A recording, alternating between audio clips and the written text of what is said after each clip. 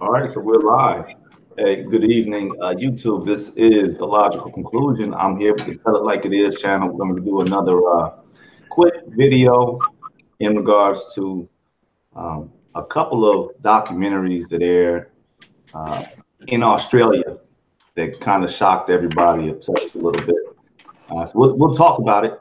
Some of the good, some of the bad. Wasn't much good, but some of the good and the bad. On the panel, we got G out in he's out in Texas.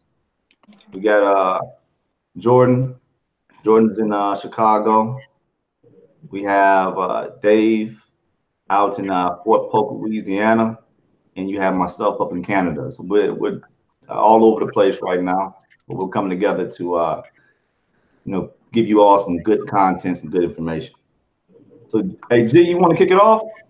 Yeah, I'll kick it off. Yes, my analysis of uh, that short little documentary by Al Jazeera is that a group of Sudanese that live in Australia, how they are embracing the negative. I wouldn't even say I wouldn't say a black culture. I would say it's a negative culture that exists.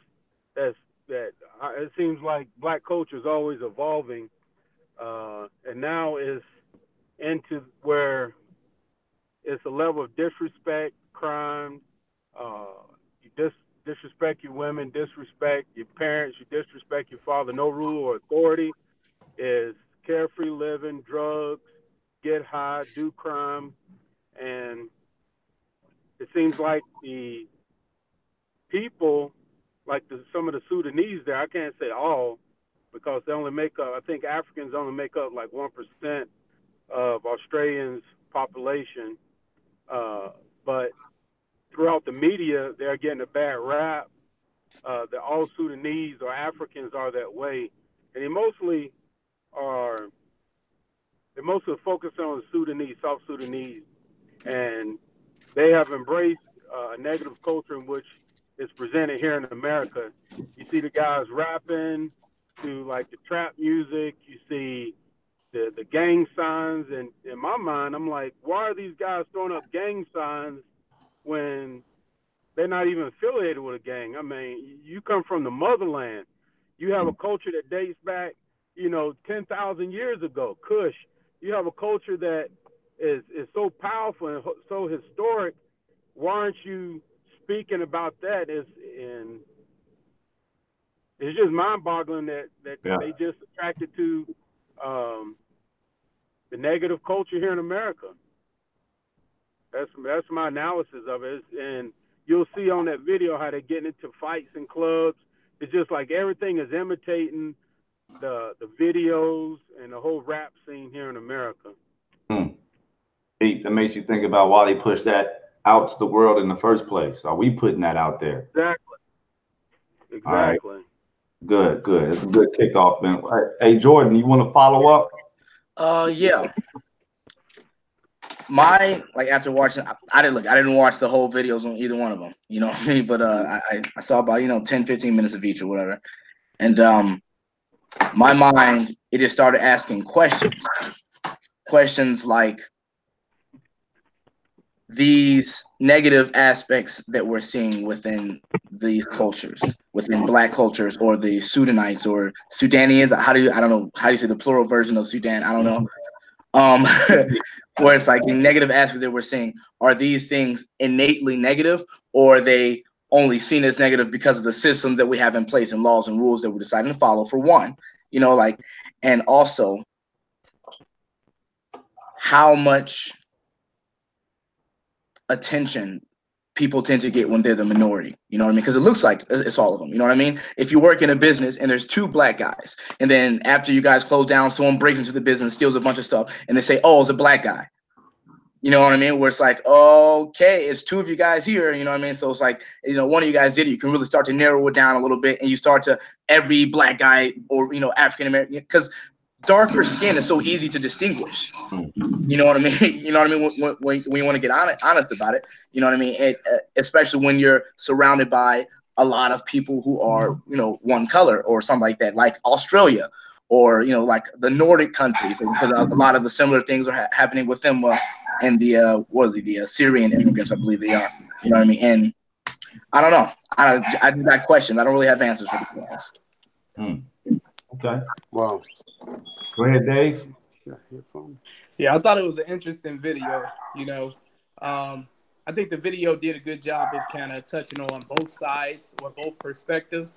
From the perspective of the Australians, they had the one lady who unfortunately her house was burglarized, and from that experience, she had a certain perception of Sudanese that were in Australia, and I can understand to a certain extent, where she was coming from, but I do think that she was taking on kind of a parochial perspective when it comes to her idea of Black people.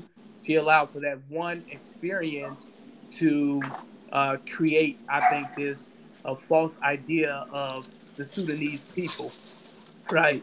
And then when you look on the other side of things, like, yes, it's unfortunate that the Sudanese individuals have to go through that type of discrimination, that Australians have this distorted perspective or viewpoint on who they are as people. But at the same time, I don't think that it's in their best interest to continue to perpetuate that false idea of who they are. So, like Agreed. for instance, when you think about, the music video that they produced, they essentially were trying to play off of the false idea that was being perpetuated by the media to try and make some financial gains. And it's like, is it really worth that? If you're really trying to protect who you are as a person, and you're really trying to get Australians to understand that you're just the same as them, and you're not murderers and you're not criminals, then why would you feed into that mess? So I think on both sides, both groups kind of open up their minds a little bit more, and gain a better understanding of one another, and gain a better understanding of each other's perspective, and maybe through that they can have some progress as far as assimilation. But it's unfortunate, man, how the media, and that was one other thing. And it's it's the same in every country. It's the same in every continent. The Hey, media G, is. hold on one second, Dave. G, I think What's up? you eat some chips. No, I'm grilling out. I Okay. ain't eat nothing.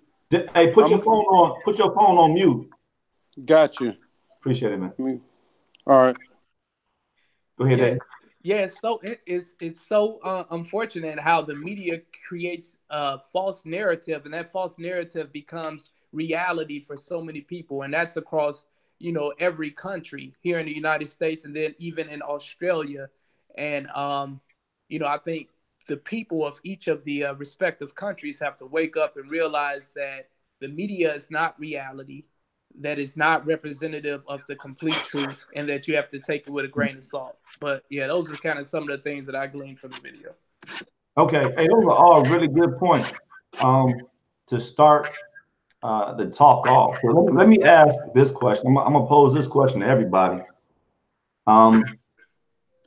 We're saying that the media is giving this image out. However, these guys are making music, kind of capitalizing off whatever type of culture you want to call it. Now, at the end of the day, this culture that's out there right now, did it come from Black America? I think that it was a response, sort of, to what was happening. Got to remember, man, like they were slaves for a long time. Slaves, a bunch of years. People think slavery will go on forever. Then this war happened. Then they're just like, legally they're free, And I put legally in there for a reason. You know what I mean? And you're gonna deal with some stuff. It's not gonna be a easy transition. Like, oh yeah, you're free. Let's all work together and have businesses together, and like build this country to be great. Like, no. You know what I mean? Like, and not just that, the mindset that was put on them. I'm just kind of segueing right now. I'll get back to the point though. The mindset that was put on them. You know what I mean? Like Blacks and whites. You know what I mean? Superiority and inferiority complex. Their science they would have, like backing up, like, oh, this part of the brain, you know what I mean? They're meant to serve, you know what I mean? It's like deep stuff that goes deep into the psyche of Black and white people, you know what I mean? And slowly evolving, you know what I mean, and trying to fully express themselves without these mental chains on them, you know what I mean? And it will express itself in different ways. And I think that's why we tend to be a little more artistic than other cultures. That's one point. And then also, after we've reached these points, you know what I mean, like especially like heights like Lil Wayne and Jay-Z and stuff like that, people say, why don't, like more, black people like this? Or you see Obama, like, why don't more black people like this? You ever realize it's like it's the ones and twos, like systematically is this a thing? And I think it's a part of it being systematically hard to reach that and let the ones and twos keep going, because then it gives everyone else hope. You know what I mean? So it keeps everyone else driving forward. And with the media, since the spawn of media it's been meant to be propaganda. The media the radio wasn't made by some guy in his basement who wanted to play his favorite music or something like that. You know what I mean? It was made by the CIA. You know what I mean? Like, look it up. Like it was. You know what I mean? And like since the spawn, television. Think about movies like Reefer Madness or those like army films. And everything in the beginning of media. That's what it was. It was all propaganda meant to get the people riled up for different reasons. You know what I mean? Hey, Twan. Who was responsible for really pumping that propaganda out there? Because we may make the music, but who's pushing this music across the world and saying this is the image of black people? Dude, I don't know exactly who, but look at rap music, dude. The garbage artists get famous. I'm so sorry, they do, and the really, really good ones get put on the back shelf. It happens, and it's super prevalent. Whereas I don't want to just say garbage artists. You know what I mean? I like Migos. I listen to Walk It Like I Talk It. Yeah, you know what I mean? But it's like, come on. It's like, give us a broader spectrum of what this black music thing is. Yeah. So, Twan, to answer your question, I'm going to keep it 100. Yes, they got that from Black America. When I was listening to that music video, all I could think about was drill music in Chicago. That's exactly where they got it from. And, I understand that when you go back to the origin of hip hop, it was a opportunity for us to express ourselves, to express what we were going through in our environment. But now we're at a point in time in our, our history here in America in which we need to chill out with all that garbage. Mm-hmm. We need not to feed into the stereotypes that have been established within our society and also internationally or across the world. So yeah, we can say that, yeah, it's the music companies, they're selecting certain artists and they're, throwing money in their face and getting them to produce certain content to continue to perpetuate certain stereotypes or certain ideas of who we are as a people. But guess what? We ain't got to accept the money. We can, stand on certain virtues and certain values and say, you know what, enough is enough. And we want to change the world's perception of who we are as a people. Mm-hmm. But I mean, we make the music there. I understand exactly where you're coming from, and that's a good point. But we make the music. I got that. But who selects the music that gets the radio play? And actually, we don't have, I know most of those rappers in Chicago is making music like that, the drill music or whatever else.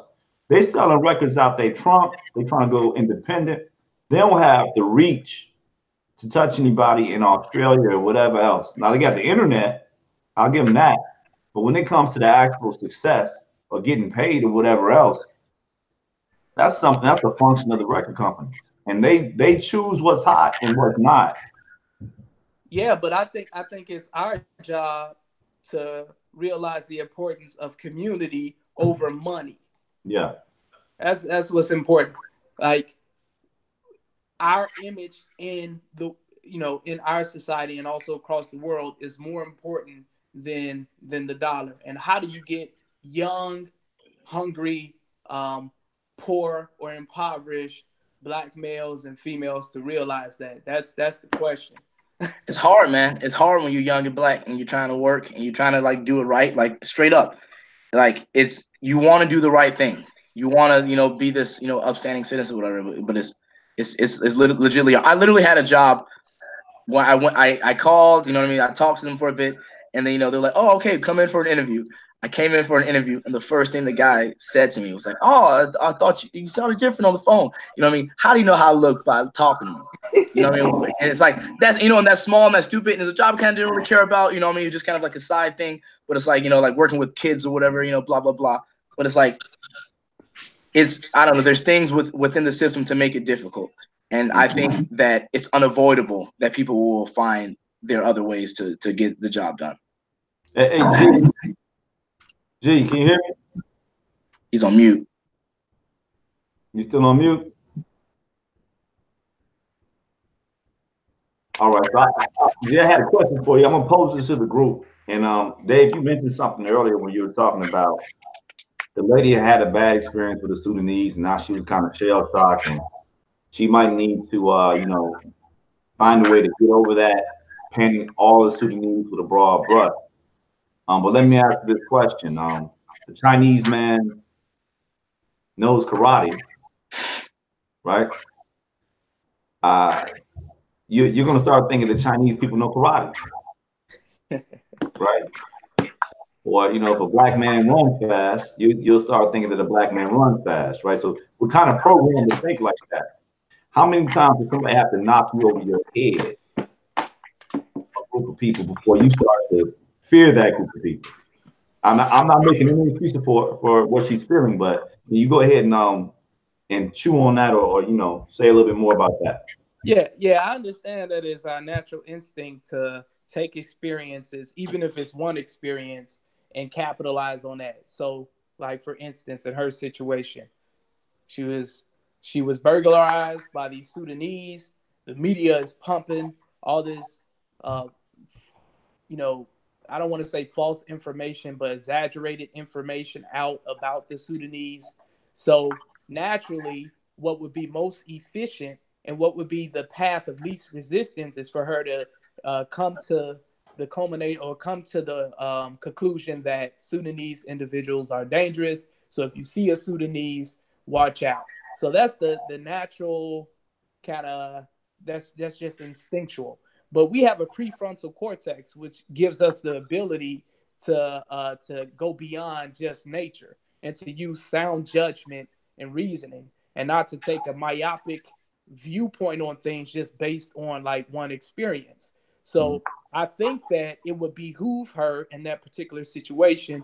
I mean, in regards to her situation, to maybe get to know more Sudanese individuals so that she can have a better idea of who they are as a people. But then the next question is, well, is that necessary? And does she think that the Sudanese individuals are that important in which she needs to maybe understand them or have a better understanding of, understand them better. But yeah, that's just kind of my take. I think it's dangerous when you take a narrow viewpoint on individuals based off limited experience with that, with that group of people. Jay, I feel like part of that is instinctual, but part of that has to be also just news broadcasters and wanting, like the, big shoot, you know what I mean? Where it's like taking stuff and exaggerating it and making it more, palatable, I guess. but what if I'm in Chicago and I've had this before? I'm in a certain area and I see something that doesn't look right. A group of guys all hanging out, starts to get loud. They dress a certain type of way. They move a certain type of way. Am I wrong for saying, okay, instead of taking this route, I'm gonna cross the street? I think it all depends on your experience. So you personally, you've been around the whole spectrum of Black Americans. So your ability to perceive danger when it comes to your contact with Black Americans is probably way better than that woman's, right? So yeah, your antennas, I think, are a little bit more accurate than hers. Yeah. So again, it all boils down to, how important she thinks it is to really or to truly understand other people. You know what I mean? Man, and people aren't as tough as they put off. You know what I mean? If they see you cross the street, they'll probably mess with you even more. You know, and like, oh, he's scared. You know what I mean? Where it's like people aren't walk through them. If they mess with you, then you have an issue. But it's like, come on, I don't know. But that's what I'm really asking. If it was her. Yeah, if it was her, I don't know. Like I don't have a vagina. I don't know. Like, is she wrong for catching that feeling? If she sees something that doesn't look right, is she wrong for catching that feeling? Because it doesn't happen. No, not at all. Yeah, I don't think she's wrong. You know, I think she's basing her emotions off her experience with Sudanese individuals. And I think she even kind of hinted towards the fact that she feels bad that she has those feelings or those emotions towards Sudanese. Almost like, I don't know, I was looking at her facial expression. It was almost like she hopes that it changes, you Mm. know? So I don't think that she's wrong for that. And you know, like I was saying earlier, I think that the Sudanese individuals that's in Australia are doing themselves a disservice by feeding into that stereotype when it came to that, you know, that music video. That was like a promotion stunt to make money. Why do that? Because you have individuals like that woman who have limited experience with Sudanese and all Sudanese, and by you doing that, you're exacerbating the situation. Mm. Yeah, I have something to say. I had an experience where I was with my family. We was in the minivan coming back from North Carolina, going back to Virginia. Pulled over to get gas, and I saw two black dudes in a Jeep Cherokee. Jeep Cherokee. It was 3 o'clock in the morning, and my sensors just went out, and so I left the nozzle inside the gas tank. Then I went and got my 45. And then those guys backed up and they was trying to rob me and my family. Mm. And my kids were in the back seat and they were saying, Dad, he got a gun. He got a gun. But I had my 45 out. Mm. And it startled him because he didn't think I was ready. So You ready? I hate that I have to be that way with my people if they look a certain stereotypical way. But you have to be that way. I hate to say it, but you have to. And even, you know, like here, if people look a certain way, my antennas go up. Mm. But I can understand how the lady feels now in Australia, how, you know, she got robbed, and how you saw the other video on there, how the other lady got robbed with her husband or boyfriend going out there chasing with a baseball bat. How she could feel scared because they're only 1% of the population. So she probably doesn't even know a diverse group of black people or Sudanese to establish a relationship with. Mm. Unlike us, we know the black people that we can communicate and who we can't communicate with and who Right. we have to stay away from. And it only takes 10 seconds to know that. And I'm going to leave this joker alone. And So, with it yeah. being so white, Australia, the UK, Canada, the United States, and New Zealand. All right, these are countries that Britain went into, uh, and they were able to become the majority. They went into like a lot of countries, but in those 5 countries, they were able to go into and pretty much become the majority there because they either they killed all the people, They killed the people. they killed the That's what they people, did. you know, or in some cases, you got to add in South Africa too. In some cases, they'll say that the people weren't there. So they'll say in South Africa, when they got there, the land was open and clear of any people. And after they got there, then the Africans came down from the West Africa and decided that they wanted to live there. That's some bullshit. I mean, everybody knows Oh, that. yeah. But when they write history, that's the way it's written. So you have a country in Australia that is 90+% white. I don't know if it's 99, but it's a lot. It's mostly white people. Yeah. What's the issue with that? Like, at that point, then they have to make somebody has to be the bad guy. It's like you have to have a measuring stick to why you are great. So who's the bad guy? Who's the underperformer? Who's going to be our servants? Who's going to be our poor and exploited people? Because we're Well, all okay. I'm good. You see Well, what I'm what's the measuring stick though? saying? Well, watching another video, and I'll attach this video down low. It's a visual politic video on Australia. And about halfway through it, they made a comment that Australia is seen as the improved America, the America that actually works. There's more millionaires there. There's better institutions there. There's less crime there. It's way less black people. That's the messaging, and that's the And message. Mexicans. And Mexicans, Yeah. and that's the messaging that they put out. So what they're saying is Australia is a haven until this very small population of Sudanese, and they made sure that they exploited the blackest people that they can find because they have Aboriginals there that they've exploited and killed and try to make into, their servants or whatever else.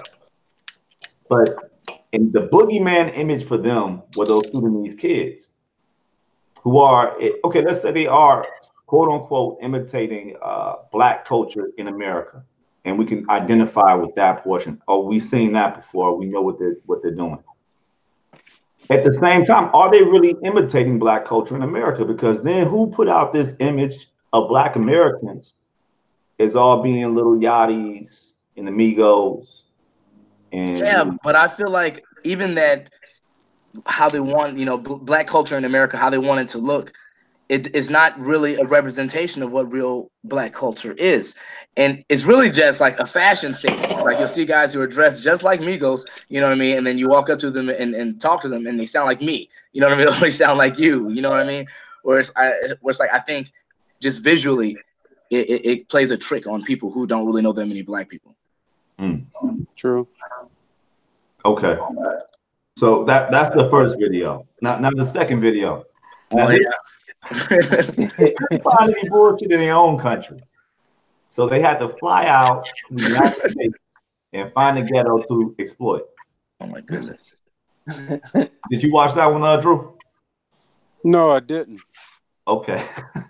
Okay, and this one is another Australia video, but it's a 60-minute Australia video, and they had a news correspondent come to the south side of Chicago to talk about how bad the gun violence is on the south side of Chicago, which has nothing to do with Australia at all. So whose fault is that? I don't know if it's the participants, the people that she interviewed, or is it, again, just trying to find the most ridiculous image that they can find of black? They want us to be seen in a certain way. And they use the media to portray it. Every type of media, whether it's the music, whether it's even some sports, whether, oh yeah, we're athletic, they're all strong, watch out, they're gonna hurt you. You know what I mean? Whether it's anything, man. They're using it to portray. That's what the media is. I'm gonna say that all day. That's what it was meant to be, and that's what it is. Propaganda. Yep. Yeah, I totally agree, man. It was a media ploy. They're trying to perpetuate a certain identity of black folks in general in Australia. And, what better way than to go to Chicago, right? And Chicago obviously is going through, a rough period. There's a lot of murders. And our media here in this country is creating a certain narrative about it. And they're not really getting down to the issues, the underlying issues that may be resulting in all of these murders within our community. But what better way for Australia to come to Chicago, the crime capital in the United States, and say, look, see, this is where the Sudanese are getting their ways and their behaviors from. And this is how black people are. So let's go ahead and show you, let's show our people what it really is. And it's unfortunate. It really is. And then those black individuals should be ashamed of themselves for feeding into that crap. Like, you got to have situational awareness. You know what I mean? Yeah. Like, yeah, there's a certain level of truth to maybe some of the stuff that they were saying, but, they were just playing the game. It was definitely blown out of proportion. And knowing they're trying to hit you with that Sambo. Yeah. The soft shoe, Sambo. Absolutely. Let me coon or let me die.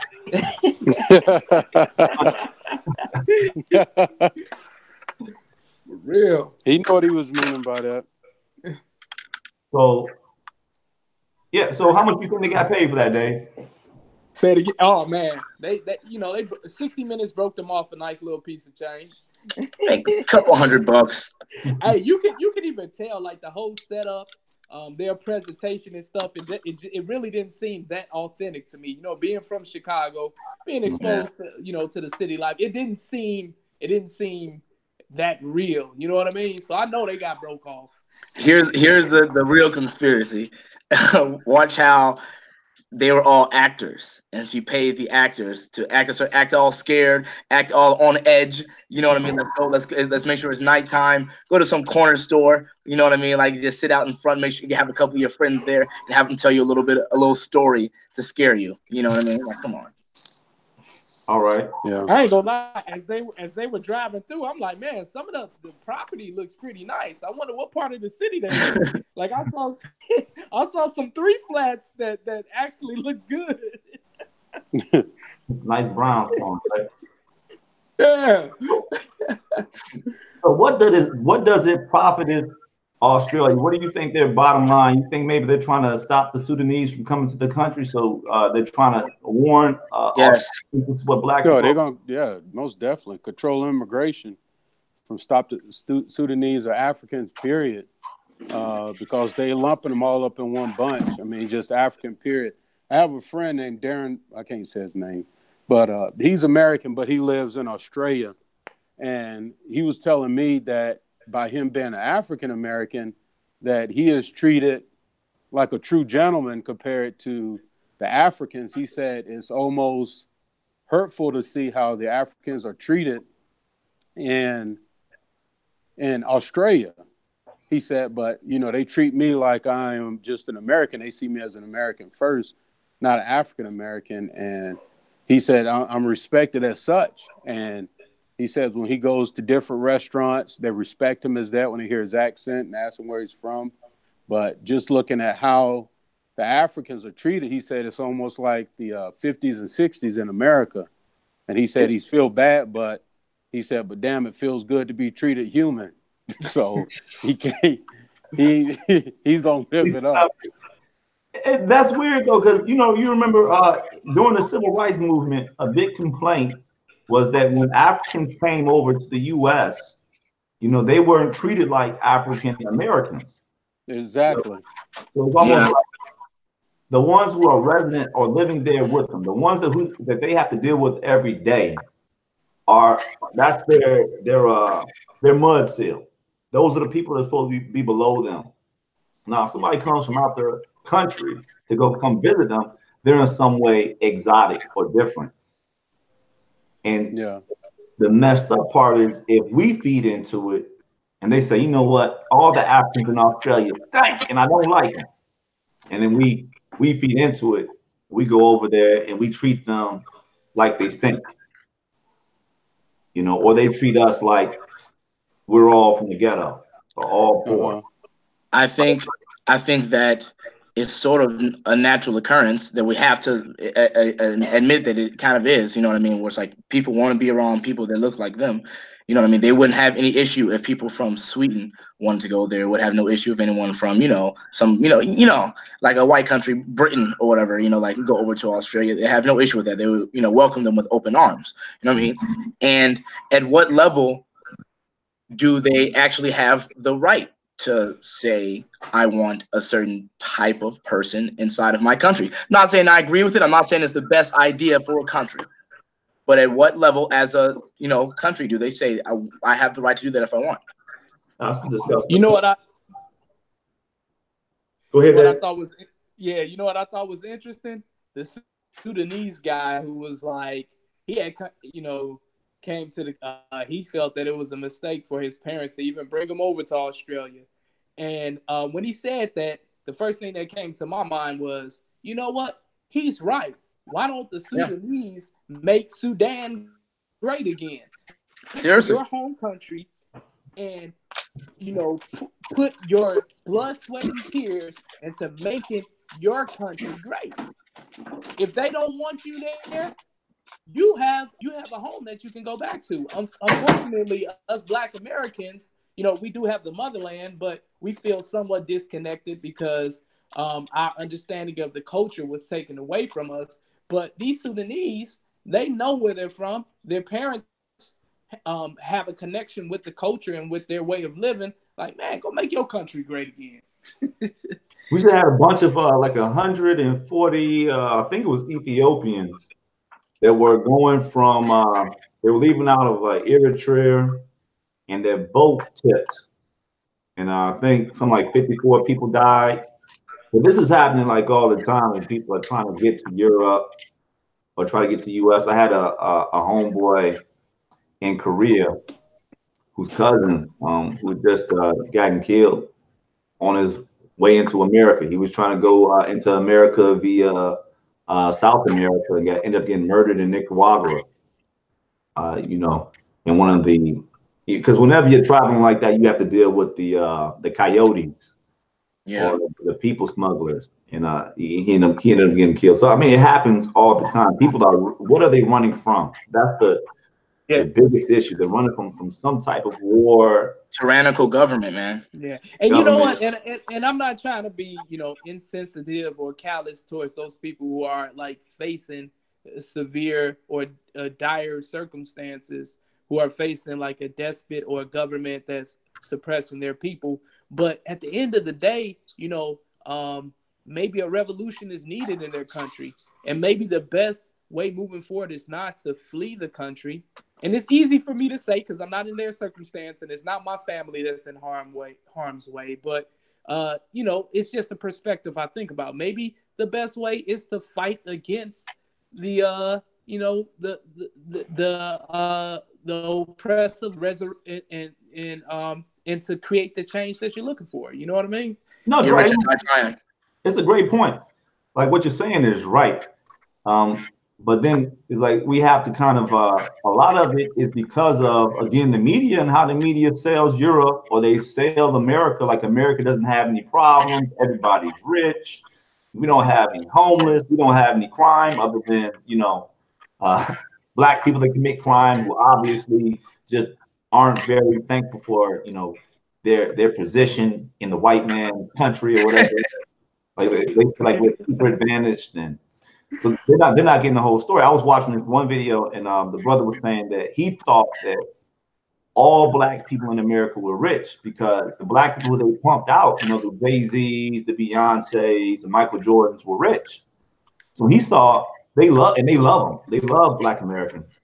But he said his perception was that every black person from America was rich because Michael Jordan was rich and Tupac was rich. So he was surprised when he came here. He saw, you know, the poverty level. It's so funny to see what people from other countries, you know, think about American blacks through the media. I was doing, what was it, 2 weeks ago? I did this private kickboxing session with this kid who was from the UK or whatever. He came out here, whatever. He said he was staying back in the summer or whatever, but he went back to UK, blah, blah, blah. And after the session, regular session, you know what I mean? Good, you know, workout, went over some good technique. After the session, he sits down, he's all tired. He's like, yeah, man. And the same stuff we're seeing here, man, is the same stuff in the UK. And I was like, what are you talking about? I didn't even know what he was talking about. He's like, yeah, man, just police officers shooting all the black people. It's so crazy here, man. And everyone's getting pulled over. It's not like, you know, like I don't see that anywhere. Like I'm like, okay, you know what I mean? It's like you don't live here. You just like what did you see? Like, did you see a shootout happen or something like that? It's like I don't know. It's just so weird to see. It was like, I don't know. You're from the UK, like you don't even know what you're talking about. You would be surprised. So I was in London, and in London, man, it was so many black people and Indian people. This is very diverse. But the scary part was I was walking down, you know, the story I was just telling you about walking down the street in Chicago and crossing the street. I was walking down the street in the UK. And what I saw, the way these guys were moving and the volume level that they were talking at, I crossed the street. And in the UK, where they stabbing motherfuckers, like they outlaw guns, right? And now they're stabbing crazy. And they have a murder rate that was competing with New York City, but they don't have any guns, so they stabbing each other in the eyes. That's crazy as hell. Like, what the heck? it is mostly young black men again that are perpetrating this crime and the Trying to crime. get a jump turn and sidekick to the face. Right. Where is it coming from? Now, is it possible that black people are just more violent? Nah, I don't think that's the situation. I think, unfortunately, black people, I speak about the United States. They just don't have the resources, the access to education, the access to quality healthcare that white people have, and I think that the lack of jobs, the lack of those things, uh, can can is a trigger for an increase in crime within our community. So there is a source. There is a source to this problem, and really, it's about addressing the underlying issue that's resulting in the increase in crime, maybe within our community. I think there are multiple sources. I think there are biological sources that of possibility why black people may be a little bit more angry. Well, for one, if you look at it like we kind of have a right to be a little bit angry with the economic system. But then if you also think about like earlier humans and how human beings evolved, like Africa's, a lot of people, really, really hot, really, really dangerous areas, what I mean, lions and everything. Those people may be a little bit more on edge than someone who, lives on plain, you know what I mean? And in a little fucking, log cabin or what the hell ever, you know what I mean? I don't And know, then, man. Living up I in mean, and then when those people are put into this padded living in the society, Caucasus and Mountains then we're and put into this like padded society in where Arctic everything, weather is I know, pretty yeah, rough. no, I would no, be. true. No, true. No, Hold up, hold up. and there's a lot of crazy ass white people. No, it's a You, lot, and you there's a lot of getting to crazy the ass white point, people. But but no, because I was listening to the psychologist, and he was literally talking about like how human beings evolved and how it affects our personalities today. You know what I mean? For instance, like the whole community personality. Community happens when we're all enduring something difficult at the same time, and you see people at their worst. That's why the military has that whole brotherhood thing. Police, have the whole brotherhood thing because they go out and fight and they come back and talk to other firefighters. Have that whole brotherhood thing. Whenever we're all think about New York after 9/11. You know what I mean? New York has never been that united ever. I mean, I know I'm just yapping right now. yeah, You know, you said something. You said something when you said that they might be more flighty, and I know now we're going into like the pseudoscience type shit or whatever. Right. If you still think about it, the point that he made that you think about a zebra and a horse, what's the difference? Like how come people can ride a horse, but people yeah. can't ride a zebra? They can't ride a zebra because the zebras are more flighty because the zebras have to run from lions.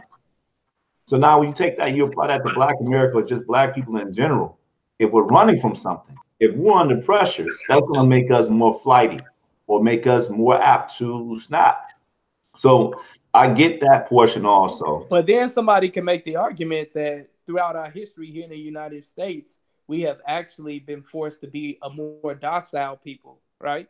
And actually to be And it less calls aggressive. cognitive Hold on, dissonance. It becomes an issue. let me finish my statement.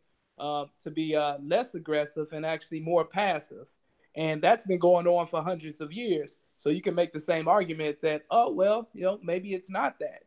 And then when you think about white people and Europeans and the stress and what they went through, especially during the Dark Ages, like you can then with using that same logic or that concept, you can say that they actually are more of a violent people. And actually, when you look at look at their history and colonial, how they've essentially colonized the entire world. I guess that kind of goes with that line of reasoning. But I don't think that you can say that black people are more aggressive because we're from Africa. I think that's a stretch, and I do think it's a little pseudoscience. Oh no, no, not necessarily because I'm not saying that. I'm not just saying. I'm just adding it in as something that you have to take into consideration when thinking about these things. You know what I mean? I'm not saying any of this is for sure the answer or the core. I think there are multiple cores. There's multiple reasons why we have these situations. Because I mean, we are the minority, and we do commit the most crimes when you look at it. Why is that? Is that the system? How much of that is the system? How much of that is us? How much of that are things we can't even choose? Well, I think it's. Okay, let me say this, Dave. if you go to Ghana, Ghana has one of the lowest crime rates in the world, not just Africa, in the world. Okay, so it's something like one person per 100,000 is murdered. That's safer than Chicago. That's safer than New York City. That's safer than North Carolina. That's very safe, right? Or Haiti. Get this: Haiti, being the most African country in the Western Hemisphere, has one of the lowest murder rates of any of the Caribbean countries. I.e., Jamaica's murder rate is 3 times as high as Haiti. So what I'm posing to the group is mayhaps culture or African culture actually helps to reduce black crime. But since we're minorities, then it's an issue. Since we're minorities with lost culture, like the only difference between a place like Jamaica and a place like Haiti is the fact that Jamaica is a lot more like America than Haiti's like America. Yeah. They're both. I think that's true, but I also think if you go to any place in the world, and if you go to the impoverished communities within that place, within that country, within that city, I guarantee you the crime rate is going to be higher. So Gee, I think you took your mute off. Go ahead, Dave. Yeah, I think undoubtedly poverty and lack of resources plays into into the crime rate. But I also agree with you that culture also is an important or essential factor when looking at crime rate as well. Yes, you got your mute off. Go ahead and you got something to say. Oh, I was listening, man. Oh, okay. Yeah, I'm a good listener. You guys are too intellectual for me, man. I got this. I'm playing with you. But nah, I definitely agree, man. When you look at Haitians, they have a very humble spirit about themselves. If you ever meet not a Haitians that's influenced in a negative way with negative black culture, but if you look at traditional Haitians, they're very humble. So I can understand your point of view, but I don't want to go too deep. I got a lot of Jamaican friends, but I understand. Hey, Jamaican friends get angry quick, man. They do. First introduction to a Jamaican was I made a joke, and he ain't like the joke, and it went south real quick. Yeah. I had a command. Well, commander, he was Jamaican, and he said that I was XO, and he said I'm not black. He said I'm not like you people, and so what do you mean by that? I said I'm just not like you African American. I'm Jamaican. I'm not black. And so it caught me off guard, man. And some of them feel that way. Yeah. They feel like they have no history or no correlation with African Americans, like they are even better. But that country is tore up. I mean, this country is raggedy, man. It's so interesting. He went out his way to tell you that.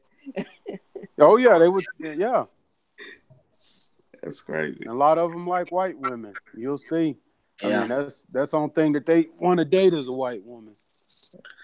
Yeah. I feel like also in most societies, people who have the most money and the people who get the most respect are, lighter colored people. So if you can't change your skin color, wouldn't it be smart to at least change your mannerisms and characteristics to kind of mimic that? You know what I mean? Just to fit into society. You know what I mean? I'm not saying you have to do that, but I'm sure it's the path of least resistance. It makes your life a little agree. easier. Supposedly easier. Yeah. Yeah, I agree. You got that cognitive dissonance that you know who you really are. You know what I mean? But you're pretending to be these elves. But not even a cognitive dissonance. But once you put on that persona and you're accepted, you realize that you're not, and you face a whole nother level of discrimination. And yeah, it's it just doesn't stop. It doesn't stop. I think the key is, us as a people, black people in general, the African diaspora, recognizing the importance for us to kind of really put our imprint on the world, for us to be the great thinkers, for us to be the inventors, for us to be the manufacturers of goods, for us to have some kind of say-so in the way the world moves forward, with that, I think we'll truly get some sort of liberation, and like our white or our European counterparts will see us as equal. But I think just conforming to the Eurocentric way is not the key. Maybe if you do that to reach a certain level of success, and then realize like, all right, I've reached this level of success. I have some resources. Now I can utilize my resources to better, my people, my community, so we can elevate ourselves. I mean, I think that's fine. You got to play the game, but ultimately, we don't need to all conform to the Eurocentric way. I think we need to be great in our own respects. You know what I mean? Dave, who would you rather live around? Who would I rather live around? Yeah. First of all, I want to say this: in the perfect world, perfect scenario, color wouldn't mean a thing, and I would just want to live around good people who have like kind hearts, who care for others. That would be the perfect scenario or situation. But I understand that that's a real idealistic perspective to have, and that's not grounded in reality. But to answer your question, I would rather live around people who are like me. Mm. Yeah, I'm just gonna keep it real. Okay. Like you, as far as what you think. Well, not only the way I think, but also black, like live Black. around black folks, Okay. because I feel like I can relate to them better. Like we understand each other better because our what we go through and our experience to a certain degree is the same, even if we're in different economic brackets or different points in our lives. There's like a certain standard or a certain level of uh, like a certain how can I word it? Like there's a connection that's there, that's Yeah. undeniable, no matter where we're at in our lives or what economic bracket we fall into. And I would feel more comfortable with black being living around black folks. But I love all people. I Yeah. want to say that. I love white, Hispanic, Asian. It doesn't matter. You did it on that Jordan? I think the same thing. Slight difference. I would prefer over all black people. I would prefer multicultural. Like just like not no one's dominating.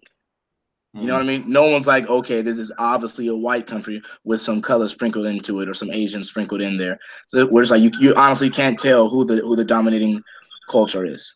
Well, that's what I said initially. I Yeah. think we agree because initially that's what I said. Like in a perfect world, there wouldn't be any color, and we would all Yeah. just live peacefully, and you would live around. You would want to be around just kind-hearted, good people. You know what I mean? Yeah.